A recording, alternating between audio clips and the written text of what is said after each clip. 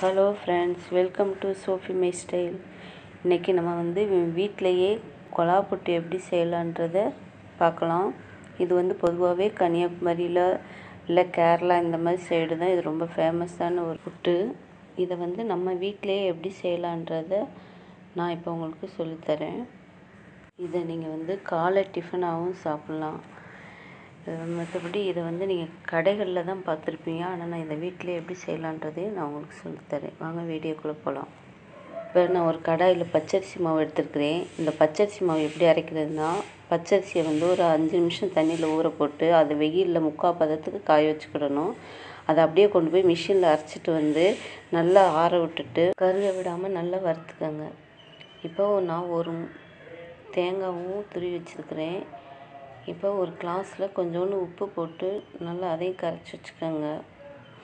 இப்போ இந்த தண்ணியை இந்த மாவில் கொஞ்சம் கொஞ்சமாக தெளித்து நல்லா கட்டிப்படாமல் நம்ம விரவி எடுத்துக்கணும். பொதுவாகவே உங்களுக்கு தெரியும் நம்ம புட்டுக்கு எப்படி தண்ணி தெளித்து விரவோம்னு. அதே மாதிரி அந்த பக்குவத்திலேயே நல்லா மாவை விரவி எடுத்துக்கோங்க. நம்ம இப்படி கொலக்கட்டை மாதிரி பிடிச்சா லைட்டாக பிடிப்படணும். மாவு ரொம்ப தண்ணியாகவும் ஆயிடக்கூடாது. இந்த மாதிரி சின்ன சின்ன கட்டிகள் இருந்தாலும் இந்த மாதிரி உடச்சி விட்டுக்கோங்க.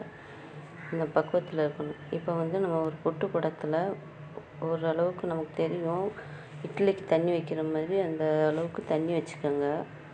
இப்போ இந்த குழலில் ஒரு சில்லு கொடுத்துருப்பாங்க. அந்த சில்லை ஃபஸ்ட்டு போட்டுக்கோங்க. அப்புறம் நம்ம துருவி வச்சுருக்கிற இந்த தேங்காவையும் கொஞ்சோண்டு எடுத்து போட்டுக்கோங்க. அப்புறம் நம்ம விரவி வச்சுருக்கிற இந்த மாவையும் அடுத்து போடுங்க. இந்த மாதிரி ஃபுல்லாக வர்ற அளவுக்கு நம்ம நிரப்பிக்கிடணும். இப்போ கடைசியாக தேங்காவை வச்சு முடிச்சுக்கணும். ஃபஸ்ட்டும் தேங்காய் தான் போடணும், கடைசியாகவும் தேங்காய் தான் வைக்கணும். இப்போ இதை அப்படியே நம்ம இந்த குடத்துக்கு மேலே இந்த மாதிரி சொருவி வச்சிட்டோம்னா ஒரு 5 நிமிஷம் வெந்தால் போதும். நல்லா வெந்துடும்.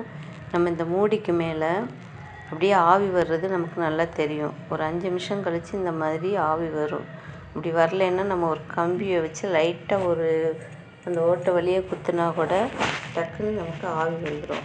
இப்போ இந்த ஆவி வந்த பின்னாடி நம்ம 1 நிமிஷம் இருந்தால் போதும். ஆவி வந்த பின்னாடி 1 நிமிஷம் வெந்தால் போதும். இதை அப்படியே நம்ம இறக்கி வச்சு ஒரு நிமிஷம் திருப்பி நம்ம ஆற விட்டுட்டு நம்ம இதை ஒரு பாத்திரத்தில் இப்போ இந்த புட்டை எடுத்துடலாம். இப்போ பார்த்திங்கன்னா நல்லா புட்டு வெந்திருக்குது. இப்படி ஒரு கரண்டி, நம்ம குழம்பு கரண்டி இருந்தால் கூட போதும். இந்த மாதிரி பின்னாடி வச்சு நம்ம அதை தள்ளும் போது முன்னாடி நமக்கு புட்டு வெந்துடும். இப்போ பார்த்திங்களா புட்டு நமக்கு ரெடி ஆயிடுச்சு.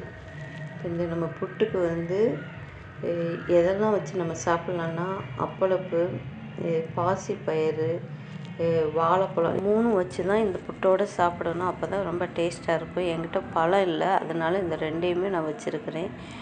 இதை நீங்களும் வீட்டில் போய் ட்ரை பண்ணி பாருங்கள். இந்த புட்டு உங்களுக்கு ரொம்ப பிடிச்சிருந்துச்சின்னா மறக்காமல் லைக் பண்ணுங்கள், ஷேர் பண்ணுங்கள், சப்ஸ்கிரைப் பண்ணிடுங்க. தேங்க்யூ.